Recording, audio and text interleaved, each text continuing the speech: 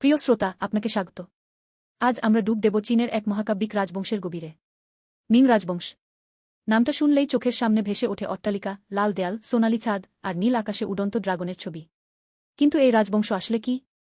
এটি শুধু ইতিহাসের পাতা নয়, এটি মানুষের জয়, পরাজয়, স্বপ্ন আর বাস্তবতার এক নিখুঁত মিশ্রণ। আজকের এই দীর্ঘ যাত্রায় আমরা 10,000 শব্দের মধ্যে বাঁধব মিং রাজবংশের সেই সব বিস্তৃত গল্প, যেখানে আছে এক ভিক্ষুক থেকে সম্রাট হওয়ার গল্প, আছে রক্তাক্ত সিংহাসন দখল, আছে সমুদ্র অভিযান, আর আছে এক অদ্ভুত রহস্যময় সম্রাটের কাহিনী। শুরু করা যাক একেবারে গোড়া থেকে। মিং রাজবংশের প্রতিষ্ঠাতা ছিলেন জু ইউয়ানঝাং। এক সময় তিনি ছিলেন একজন দরিদ্র ভিক্ষুক, আর শেষ পর্যন্ত তিনি হয়ে উঠলেন চীনের সবচেয়ে শক্তিশালী সম্রাট। এই রূপান্তর ঘটেছিল মানুষের চাহিদা, বিশ্বাসঘাতকতা, বুদ্ধিমত্তা আর নিষ্ঠুরতার মধ্য দিয়ে। জু ইউয়ানঝাং জন্মেছিলেন এক কৃষক পরিবারে। তার বাবা মা দুজনেই মারা যান যখন তিনি ছোট। তারপর তিনি বৌদ্ধ মঠে আশ্রয় নেন, কিন্তু সেখানেও শান্তি পাননি। দুর্ভিক্ষ আর যুদ্ধের সময় মঠটি বন্ধ হয়ে গেলে তিনি পথে নেমে পড়েন। তিনি ভিক্ষা করতেন, ঘুরে বেড়াতেন। তার জীবনের এই সময়টাই তাকে শিখিয়েছিল কিভাবে মানুষের মন বুঝতে হয়, কিভাবে কঠিন পরিস্থিতিতে টিকে থাকতে হয়। একসময় তিনি যোগ দেন একটি বিদ্রোহী দলে। সেই দল ছিল লাল মাথায় কাপড় বাঁধা কৃষক সেনাদের দল। তারা লড়ছিল মঙ্গল শাসিত ইউয়ান রাজবংশের বিরুদ্ধে। জু ইউয়ানঝাং এত দক্ষতার সাথে যুদ্ধ করলেন যে তিনি দ্রুত পদোন্নতি পেলেন। কিন্তু তিনি শুধু একজন যোদ্ধা ছিলেন না। তিনি ছিলেন একজন চালাক রাজনীতিবিদ। তিনি বুঝেছিলেন যে কেবল তলোয়ার দিয়ে নয়, মিলন আর বুদ্ধি দিয়েও জয় করা যায়। তিনি তখন সবচেয়ে বড় শত্রুকে পরাজিত করলেন। শত্রু ছিল চেন ইউলিয়াং নামের এক প্রতিদ্বন্দ্বী। চেন ইউলিয়াং ছিল অনেক বড় সেনাবাহিনী, কিন্তু জু ইউয়ানঝাং ছিল বুদ্ধিমান। এক বিখ্যাত নৌযুদ্ধে তিনি প্রতিপক্ষের জাহাজ পুড়িয়ে দেন। সেই যুদ্ধের পর তিনি পুরো দক্ষিণ চীন জয় করেন। 1368 সালে তিনি নিজেকে সম্রাট ঘোষণা করেন। রাজধানী স্থাপন করেন নানজিংয়ে। এই নতুন রাজবংশের নাম দেন মিং, যার অর্থ উজ্জ্বল। তিনি হয়ে যান হংউ সম্রাট। হংউ সম্রাটের রাজত্ব ছিল অদ্ভুত। একদিকে তিনি কৃষকদের জন্য কর কমালেন, কৃষি উন্নয়ন করলেন, স্কুল তৈরি করলেন। অন্যদিকে তিনি অতিরিক্ত সন্দেহপ্রবণ ছিলেন। তিনি মনে করতেন সবাই তার ক্ষমতা কেড়ে নিতে চায়। তাই তিনি হাজার হাজার লোককে মৃত্যুদণ্ড দিলেন। তিনি একটি গোপন পুলিশ বাহিনী তৈরি করলেন। এই বাহিনী সবার উপর নজর রাখত। এমনকি তার নিজের মন্ত্রীরাও নিরাপদ ছিলেন না। একবার তিনি একটি বিরাট মামলা দায়ের করলেন। তাতে প্রায় 40,000 লোক মারা গেল। এটা ছিল ইতিহাসের সবচেয়ে বড় রাজনৈতিক নিধন। কিন্তু তিনি কৃষকদের ভালোবাসতেন। তিনি বুঝতেন কৃষকদের কষ্ট। হংউ সম্রাট 1398 সালে মারা যান। তার মৃত্যুর পর সিংহাসনে বসেন তার নাতি। কিন্তু এই নাতি ছিলেন দুর্বল। তার চাচা জুদি নামের এক যুবরাজ সিংহাসনের লোভ সামলাতে পারেননি। জুদি ছিলেন হংউ সম্রাটের চতুর্থ পুত্র। তিনি ছিলেন খুবই উচ্চাকাঙ্ক্ষী। তিনি দেখলেন তার দুর্বল ভাতিজা রাজ্য চালাতে পারছে না। তাই তিনি সেনাবাহিনী নিয়ে নানজিংয়ের দিকে রওনা দিলেন। এটি ছিল গৃহযুদ্ধ। এই যুদ্ধের নাম জিংনান বিপ্লব। যুদ্ধটি চলে 3 বছর। শেষ পর্যন্ত জুদি জয়ী হলেন। তিনি রাজধানী নানজিং পুড়িয়ে দিলেন। তার ভাতিজা নিখোঁজ হয়ে গেলেন। কেউ কখনো জানতে পারেনি তিনি কি হয়েছিলেন।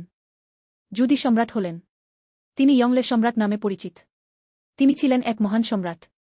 কিন্তু তার হাতও ছিল রক্তাক্ত। তিনি তার ভাতিজার সমর্থকদের ব্যাপক হত্যা করেছিলেন। ইয়ংলে সম্রাটের সময় মিং রাজবংশ তার সর্বোচ্চ শিখরে পৌঁছায়। তিনি রাজধানী সরিয়ে নিলেন বেইজিংয়ে। সেই সময় বেইজিং ছিল একটি ছোট শহর। তিনি সেখানে নিষেধাজ্ঞা শহর তৈরি করলেন। এই বিশাল প্রাসাদ কমপ্লেক্স এখনও বিশ্বের সবচেয়ে বড় প্রাসাদ। তিনি সমুদ্রে জাহাজ পাঠালেন। তার নৌবহরের নেতৃত্বে ছিলেন ঝেং হি। ঝেং হি একজন মুসলিম নপুংসক ছিলেন। তিনি ইতিহাসের সবচেয়ে বড় নৌ অভিযান পরিচালনা করেছিলেন। তার জাহাজ ছিল বিশাল। আধুনিক গবেষকরা মনে করেন সেই জাহাজ কলম্বাসের জাহাজের চেয়েও 5 গুণ বড় ছিল। ঝেং হি 7টি অভিযান চালিয়েছিলেন। তিনি গিয়েছিলেন দক্ষিণ পূর্ব এশিয়া, ভারতের উপকূল, আরব, এমনকি আফ্রিকা পর্যন্ত। তিনি জিরাফ, গন্ডার, হাতি নিয়ে এসেছিলেন চীনে। কিন্তু এই অভিযানের খরচ ছিল প্রচুর। ইয়ংলে সম্রাটের মৃত্যুর পর এই অভিযান বন্ধ হয়ে যায়। ইয়ংলে সম্রাট আরও একটি বড় কাজ করেছিলেন। তিনি এনসাইক্লোপিডিয়া ইয়ংলে দাদিয়ান তৈরি করেছিলেন। এটি ছিল বিশ্বের সবচেয়ে বড় বিশ্বকোষ। এতে প্রায় 3700টি খণ্ড ছিল। কিন্তু এই বইটির অধিকাংশই এখন হারিয়ে গেছে।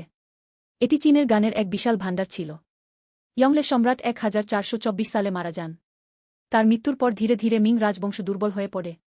পরবর্তী সম্রাটরা অনেকেই অযোগ্য ছিলেন। কেউ কেউ ছিলেন শিল্পী, কেউ কেউ ছিলেন পাগল, আর কেউ কেউ ছিলেন কেবল অলস। এক সম্রাট ছিলেন যিনি 20 বছর ধরে অফিসে যাননি। তিনি 7 বছর ধরে কোনো মন্ত্রীকে দেখতে দেননি। তিনি কেবল তার নপুংসকদের সাথে সময় কাটাতেন। এই নপুংসকরা তখন প্রকৃত ক্ষমতার অধিকারী হয়ে যায়। মিং রাজবংশের শেষের দিকে দুর্নীতি চর্মে ওঠে। কৃষকরা অত্যাচারিত হয়। কর এত বেশি ছিল যে তারা খেতেই পেত না। তখন শুরু হয় কৃষক বিদ্রোহ। সবচেয়ে বিখ্যাত বিদ্রোহী ছিলেন লি জিচেং। তিনি ছিলেন একজন ডাকপাল। কিন্তু তিনি কৃষকদের পক্ষে লড়াই করেছিলেন। তিনি বেইজিং দখল করে নেন। শেষ সম্রাট, চংজের সম্রাট, আত্মহত্যা করেন। তিনি গিয়ে গাছে দড়ি দিয়ে ফাঁসি দেন। কিন্তু মিং রাজবংশের পতনের গল্প এখানেই শেষ নয়। যখন লি জিচেং বেইজিংয়ে ঢুকছিলেন তখন উত্তর সীমান্তে বসেছিল আরেক বিপদ। মাঞ্চুদের সেনাবাহিনী প্রস্তুত ছিল। মাঞ্চু নেতা ছিলেন দুর্গুন। তিনি একজন মিং জেনারেলের সাহায্যে বেইজিং দখল করলেন। সেই জেনারেল ছিলেন উসানগুই। উসানগুই প্রথমে লি জিচেংয়ের বিরুদ্ধে লড়তে চেয়েছিলেন। কিন্তু যখন জানতে পারলেন লি জিচেং তার প্রিয় উপপত্নীকে অপহরণ করেছেন তখন তিনি রাগে ফেটে পড়লেন। তিনি মাঞ্চুদের ডেকে আনলেন। এই ঘটনা চীনে জনপ্রিয় একটি কাহিনী। ক্রোধ একটি নারীর জন্য এই কথা চীনে এখনও প্রচলিত। তাই মিং রাজবংশ দুটি শক্তির আঘাতে শেষ হয়। একদিকে কৃষক বিদ্রোহ, অন্যদিকে মাঞ্চু আক্রমণ। 1644 সালে মিং রাজবংশের পতন ঘটে। কিন্তু মিং রাজবংশের প্রভাব আজও বিদ্যমান। তাদের তৈরি নিষেধাজ্ঞা শহর এখনও দাঁড়িয়ে আছে। তাদের চীনামাটি, চিত্রকলা, সাহিত্য এখনও বিখ্যাত। মিং রাজবংশের সময় চীন ছিল বিশ্বের সবচেয়ে উন্নত দেশ। তাদের জাহাজ ছিল সবচেয়ে বড়। তাদের গান ছিল সবচেয়ে বিস্তৃত। এই মহান রাজবংশের গল্প শুনতে ভালো লাগে, কিন্তু আসল ইতিহাস অনেক জটিল। প্রতিটি সম্রাটের চরিত্র ছিল আলাদা। কেউ নিষ্ঠুর, কেউ দয়ালু, কেউ উদাসীন, কেউ প্রতিভাবান। হংউ সম্রাটের গল্প আমরা শুনেছি। তিনি ছিলেন নিষ্ঠুর কিন্তু দক্ষ। ইয়ংলে সম্রাটের সময় আমরা দেখেছি মহত্ব আর মহাকাশের স্বপ্ন। তারপর এক অদ্ভুত সম্রাট যিনি জিয়াংডিং নামে পরিচিত। জিয়াংডিং সম্রাট ছিলেন একজন ব্যস্ত সম্রাট। তিনি কাজ করতেন, কিন্তু তার কাজটা ছিল অদ্ভুত। তিনি নিজের পুত্রদের মারার জন্য পরিচিত। তিনি মনে করতেন তার পুত্ররা ষড়যন্ত্র করছে।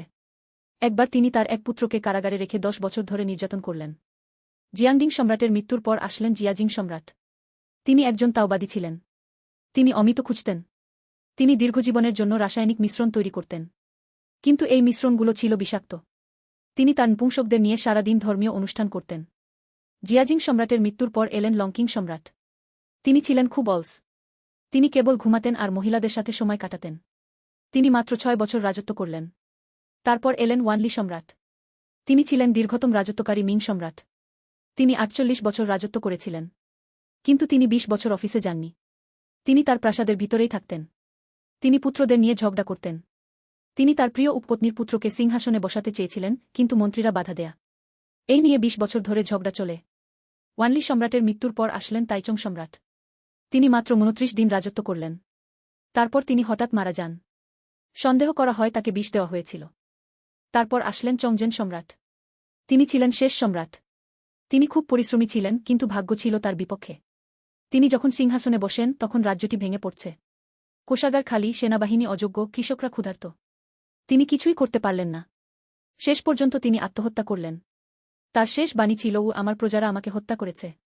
মিং রাজবংশের ইতিহাস শুধু সম্রাটদের গল্প নয়। এটি সাধারণ মানুষের গল্প। একজন নপুংসকের গল্প যিনি নৌবহর চালাতেন। একজন কৃষকের গল্প যিনি সম্রাট হয়েছিলেন। একজন কবির গল্প যিনি সেনাবাহিনী তৈরি করেছিলেন। মিং রাজবংশের সময় চীনের অর্থনীতি ছিল উন্নত। তারা রেশম, চীনামাটি, চা রপ্তানি করত। তারা বিশ্বের সাথে ব্যবসা করত। স্পেনীয়রা ফিলিপাইন থেকে চীনের রূপো নিয়ে আসত। চীনা পণ্য ইউরোপে খুব জনপ্রিয় ছিল। এই রাজবংশের সময় চীনা সাহিত্যও বিকশিত হয়েছিল। উপন্যাস যেমন যাত্রা পশ্চিমে, জল মার্শিন, 3 রাজত্বকু এই সময়ে লেখা হয়েছিল। এই বইগুলো আজও জনপ্রিয়। মিং রাজবংশের পতনের কারণ কি? ইতিহাসবিদরা নানা কারণ দেন। কিছু কারণ হল কৃষকের বিদ্রোহ, দুর্নীতি, নপুংসকদের প্রভাব, সামরিক দুর্বলতা, জলবায়ু পরিবর্তন। 1640 সালের দিকে চীনে একটি ছোট বরফ যুগ ছিল। ঠান্ডা আবহাওয়ার কারণে ফসল নষ্ট হয়। দুর্ভিক্ষ দেখা দেয়। কৃষকরা খেতে না পেয়ে বিদ্রোহ করে।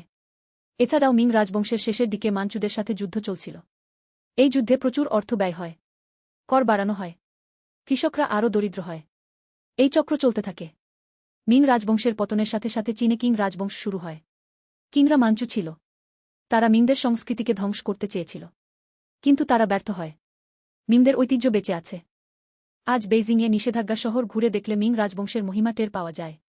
লাল দেয়াল, সোনালি ছাদ, পাথরের সিংহ সবই মিংদের স্মৃতি বহন করে। এই দীর্ঘ যাত্রায় আমরা মিং রাজবংশের শুরুর কথা শুনেছি। হংউ সম্রাটের কঠিন জীবন, ইয়ংলে সম্রাটের বিশাল স্বপ্ন, ঝেং হির সমুদ্রযাত্রা এবং শেষ সম্রাটের করুণ বীজগান্ত। প্রতিটি সম্রাটের গল্পই শিক্ষণীয়। কিছু গল্প আমাদের শেখায় কিভাবে ক্ষমতা ধরে রাখতে হয়। কিছু গল্প শেখায় ক্ষমতার অপব্যবহারের পরিণতি। এবং কিছু গল্প শেখায় ভাগ্যের বিপরীতে লড়াইয়ের গুরুত্ব। মিং রাজবংশের সবচেয়ে বড় শিক্ষা হল যে কোনো রাজবংশই চিরকাল স্থায়ী হয় না। সময়ের সাথে সাথে পরিবর্তন আসবেই। যারা পরিবর্তনকে মেনে নিতে পারে তারাই বেঁচে থাকে। যারা পুরনো নিয়ম ধরে রাখতে চায় তারা ধ্বংস হয়। আজকের এই দীর্ঘ বক্তৃতা শেষ হতে চলেছে। আমি চেষ্টা করেছি আপনাকে মিং রাজবংশের সম্পূর্ণ ছবি দেওয়ার, কিন্তু এই রাজবংশ এত গভীর যে 10,000 শব্দেও শেষ করা যায় না। আরও অনেক গল্প আছে। আপনি যদি আগ্রহী হন তাহলে মূল বই কি পড়তে পারেন। এই বইটি খুব সহজ ভাষায় লেখা। এটি ইতিহাসকে মজার ও আকর্ষণীয় করে তোলে। আজকের মতো বিদায়। আমি আশা করি আপনি এই যাত্রা উপভোগ করেছেন। পরবর্তী ভিডিওতে আমরা অন্য কোনো আকর্ষণীয় ঐতিহাসিক বিষয় নিয়ে কথা বলব। ধন্যবাদ। শুভরাত্রি। এখন আমরা কিছুটা গভীরে যাব মিং রাজবংশের রহস্যময় দিকগুলোতে। মিং রাজবংশের সময় চীনে গুপ্তচর বাহিনী খুব শক্তিশালী ছিল। হংউ সম্রাট একটি গোপন সংস্থা তৈরি করেছিলেন যার নাম খজিনি ওয়েইগ। এরা ছিল তার ব্যক্তিগত গুপ্তচর। এরা সাধারণ পোশাকে ঘুরে বেড়াত এবং সাধারণ মানুষের কথোপকথন শুনত। একবার একজন মন্ত্রী তার বাড়িতে বললেন যে আজ খুব ঠান্ডা। হংউ সম্রাট পরের দিন সেই মন্ত্রীকে একটি কম্বল দিলেন। মন্ত্রী বুঝতে পারলেন সবার উপর নজর রাখা হচ্ছে। ইয়ংলে সম্রাট আরেকটি গুপ্তচর বাহিনী তৈরি করলেন যার নাম খডংচাঙ্গু। এরা ছিল নপুংসকদের নিয়ে গঠিত। এই বাহিনী এত শক্তিশালী হয়ে ওঠে যে তারা সম্রাটকেও নিয়ন্ত্রণ করতে শুরু করে। মিং রাজবংশের নপুংসকদের ভূমিকা অত্যন্ত গুরুত্বপূর্ণ ছিল। সম্রাটরা মন্ত্রীদের চেয়ে নপুংসকদের বেশি বিশ্বাস করতেন। কারণ নপুংসকদের পরিবার ছিল না, তাই তারা সিংহাসন দখল করতে চাইবে না। কিন্তু বাস্তবে নপুংসকরাই সবচেয়ে বড় দুর্নীতিবাজ হয়ে ওঠে। সবচেয়ে বিখ্যাত নপুংসক ছিলেন জেংহি ও লিউ জিং। জেংহি আমরা জানি তিনি ছিলেন নৌ অভিযানের নেতা। অন্যদিকে লিউ জিং ছিলেন একজন দুর্নীতিবাজ নপুংসক যিনি সমস্ত রাজস্ব নিজের পকেটে নিয়ে যেতেন। মিং রাজবংশের সময় চীনে একটি অদ্ভুত রোগ দেখা দিয়েছিল। এটি ছিল কালো মৃত্যু বা প্লেগ। এই রোগে বহু মানুষ মারা গিয়েছিল। কিছু ইতিহাসবিদ মনে করেন এই রোগ মিং রাজবংশের পতন ত্বরান্বিত করেছিল। মিং রাজবংশের নির্মাণ শিল্প ছিল অসাধারণ। নিষেধাজ্ঞা শহর তৈরি করতে 20 বছর লেগেছিল। 1 মিলিয়নেরও বেশি শ্রমিক কাজ করেছিল। পাথরগুলো আনতে হয়েছিল দূরের পাহাড় থেকে। শীতকালে পানি জমিয়ে পাথর টেনে আনা হতো। মিং সম্রাটদের সমাধিস্থল বিখ্যাত। বেইজিংয়ের কাছে মিং সমাধি নামে একটি জায়গা আছে। সেখানে 13 জন সম্রাটের সমাধি আছে। প্রতিটি সমাধি একটি ছোট প্রাসাদের মতো। মিং রাজবংশের যুদ্ধপ্রযুক্তিও ছিল উন্নত। তারা কামান ব্যবহার করত। সবচেয়ে বিখ্যাত কামান ছিল ইশেন জিগংগু। এটি ছিল একটি দীর্ঘ নলের কামান যা 1000 মিটার দূরে গোলা নিক্ষেপ করতে পারত। তবে মিং রাজবংশের সেনাবাহিনী শেষের দিকে দুর্বল হয়ে পড়েছিল। সৈন্যরা নিয়মিত বেতন পেত না। অনেক সৈন্য পালিয়ে যেত। অফিসাররা দুর্নীতি করত। যুদ্ধের সময় সৈন্যরা যুদ্ধ করার পরিবর্তে দৌড়ে পালাত। মিং রাজবংশের সাথে মঙ্গোলদের সম্পর্ক ছিল জটিল। হংউ সম্রাট মঙ্গোলদের উত্তর মঙ্গোলিয়ায় তাড়িয়ে দিয়েছিলেন। কিন্তু তারপরেও মঙ্গোলরা মাঝে মাঝে আক্রমণ করত। ইয়ংলে সম্রাট 5 বার মঙ্গোলিয়ায় অভিযান চালিয়েছিলেন। কিন্তু শেষ পর্যন্ত তিনি মঙ্গোলদের পুরোপুরি পরাজিত করতে পারেননি। মিং রাজবংশের সাথে জাপানের সম্পর্ক ছিল। জাপানি জলদস্যুরা চীনা উপকূলে আক্রমণ করত। মিং সরকার জাপানের সাথে ব্যবসা বন্ধ করে দেয়া। এটি জাপানি জলদস্যুদের আরও উৎসাহিত করে। মিং রাজবংশ সময় চীনে ধর্মীয় সহিষ্ণুতা ছিল। বৌদ্ধ, তাওবাদী, ইসলাম, খ্রিস্টান সব ধর্মের লোক বাস করত। জেসুইট মিশনারিরা মিং রাজবংশের সময় চীনে এসেছিলেন। মাত্তেও রিচি নামের একজন জেসুইট পাদ্রী বেইজিংয়ে এসেছিলেন এবং সম্রাটের সাথে দেখা করেছিলেন। মিং রাজবংশের সময় চীনা নারীদের অবস্থা কী ছিল? সাধারণত নারীরা গৃহবধূ ছিলেন। কিন্তু উচ্চশিক্ষিত নারীরা সাহিত্য চর্চা করতেন। কিছু নারী বিখ্যাত কবি হয়েছিলেন। যেমন লি কিংঝাও, যিনি সং রাজবংশের সময়ের, কিন্তু মিং রাজবংশের সময়ও তার কবিতা জনপ্রিয় ছিল। মিং রাজবংশের সময় চীনা চিকিৎসাশাস্ত্র উন্নত হয়েছিল। লি শিজেন নামের একজন চিকিৎসক বেনকাও গাংমুখে নামে একটি ভেষজ ওষুধের বই লিখেছিলেন। এই বইতে প্রায় 1800টি ভেষজ ওষুধের বর্ণনা আছে। মিং রাজবংশের পতনের পর অনেক চীনা লোক কিং শাসনের বিরুদ্ধে লড়াই করেছিল। তারা মিং রাজবংশ পুনরুদ্ধার করতে চেয়েছিল। কিন্তু তারা ব্যর্থ হয়। মিং রাজবংশের শেষ স্মৃতি ধীরে ধীরে ম্লান হয়ে যায়। তবে আজকের চীনে মিং রাজবংশের প্রভাব স্পষ্ট। চীনা জাতীয়তাবাদে মিং রাজবংশকে একটি স্বর্ণযুগ হিসেবে দেখা হয়। অনেক চীনা ইতিহাসপ্রেমী মিং রাজবংশের গল্প শুনতে ভালোবাসেন। এই কারণেই কি বইটি এত জনপ্রিয়। এটি ইতিহাসকে সহজ, মজার ও আকর্ষণীয় করে তোলে। আপনি যদি চীনা ইতিহাস নিয়ে আগ্রহী হন তাহলে এই বইটি আপনার জন্য। আজ আমরা অনেক কথা বললাম। মিং রাজবংশের বিভিন্ন দিক নিয়ে আলোচনা করলাম। সম্রাট, নপুংসক, যুদ্ধ, সমুদ্রযাত্রা, সংস্কৃতি, সবকিছু নিয়ে। কিন্তু আসলে ইতিহাস এতই বিশাল যে এক সেশনে শেষ করা অসম্ভব। আপনি যদি আরও জানতে চান তাহলে মন্তব্যে জানান। আমি পরবর্তী ভিডিওতে মিং রাজবংশের নির্দিষ্ট কোনো বিষয় নিয়ে আলোচনা করতে পারি। ধন্যবাদ। ভালো থাকুন। মিং রাজবংশের ইতিহাসের সবচেয়ে মজার অংশ হল সম্রাট জিয়াজিংয়ের তাওবাদী অভ্যাস। তিনি বিশ্বাস করতেন যে অমৃত পান করে অমর হওয়া যায়। তিনি সারা রাত জেগে তাওবাদী অনুষ্ঠান করতেন। তার প্রাসাদে ছিল একটি বিশেষ মন্দির। তিনি নপুংসকদের নির্দেশ দিতেন তাকে অমৃত এনে দিতে। এই অমৃত তৈরি করা হতো পার্দ, সীসা, আর্সেনিকের মতো বিষাক্ত পদার্থ দিয়ে। এতে বিষক্রিয়ায় অনেক নপুংসক মারা গিয়েছিল। কিন্তু জিয়াজিং সম্রাট তা মানতেন না। জিয়াজিং সম্রাটের সময় একবার প্রাসাদে একটি গুপ্ত হত্যা চেষ্টা হয়েছিল। কয়েকজন নারী নপুংসক সম্রাটকে হত্যা করতে চেয়েছিল।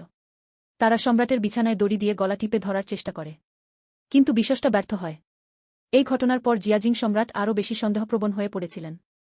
মিং রাজবংশের সময় চীনে জলবায়ু পরিবর্তন প্রভাব ফেলেছিল। ষোড়শ শতাব্দীর শেষ থেকে সপ্তদশ শতাব্দীর শুরু পর্যন্ত চীনে একটি ঠান্ডা সময়কাল ছিল। এই সময় ফসল উৎপাদন কমে যায়, দুর্ভিক্ষ দেখা দেয়। এই কৃষি সংকটই কৃষক বিদ্রোহের অন্যতম কারণ ছিল। কিছু গবেষক মনে করেন মিং রাজবংশের পতন জলবায়ু পরিবর্তনের জন্য দায়ী। এটি একটি বিতর্কিত বিষয়। মিং রাজবংশের চীনা চিত্রশিল্প উন্নত ছিল। ডং কুইচাং নামের একজন চিত্রশিল্পী বিখ্যাত ছিলেন। তিনি উত্তর দৃশ্য ও নামে একটি পেইন্টিং তৈরি করেছিলেন যা এখনও সংরক্ষিত আছে। মিং রাজবংশের চীনামাটি বিশ্ববিখ্যাত। নীল ও সাদা চীনামাটি এই সময়ের সবচেয়ে জনপ্রিয়। মিং রাজবংশের অর্থনীতির আরেকটি গুরুত্বপূর্ণ দিক ছিল সিল্ক তৈরি। চীনে সিল্ক তৈরি হতো মিং রাজবংশের সময়। এই সিল্ক ইউরোপে রপ্তানি করা হতো। সিল্ক রোড দিয়ে পণ্য পরিবহন করা হতো। কিন্তু সমুদ্রপথের মাধ্যমে বাণিজ্য আরও বেড়ে যায়। মিং রাজবংশের শেষের দিকে চীনে একদল জেসুইট মিশনারি এসেছিলেন। তারা ছিলেন ইতালীয় ও পর্তুগিজ। তারা আধুনিক বিজ্ঞান নিয়ে এসেছিলেন, যেমন জ্যোতির্বিদ্যা, গণিত, ঘড়ি প্রভৃতি।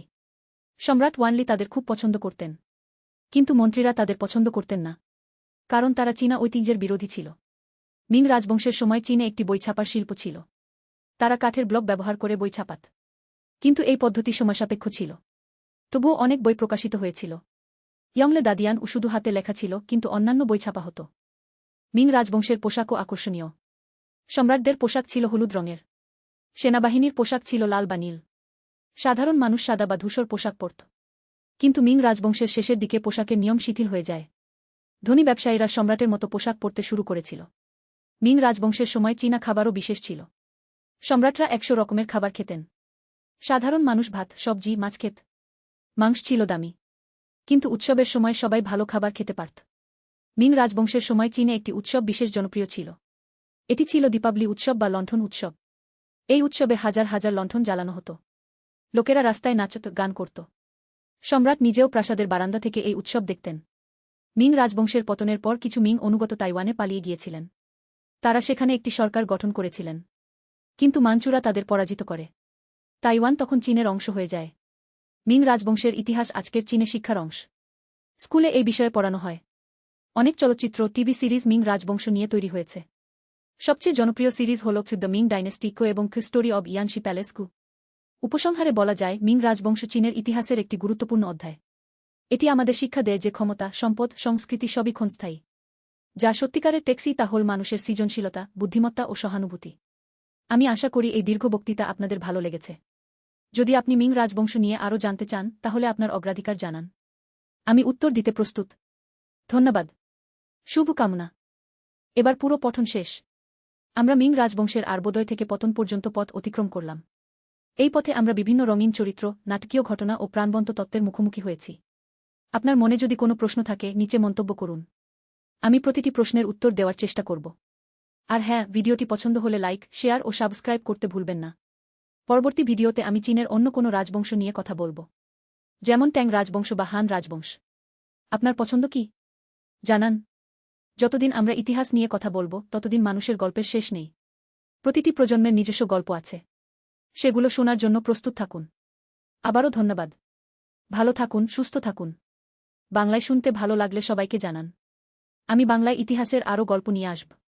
সবশেষে একটি কথা, ইতিহাস শুধু অতীতের ঘটনা নয়, এটি ভবিষ্যতের পাঠও। তাই ইতিহাস পড়ুন, ইতিহাস থেকে শিখুন। বিদায়।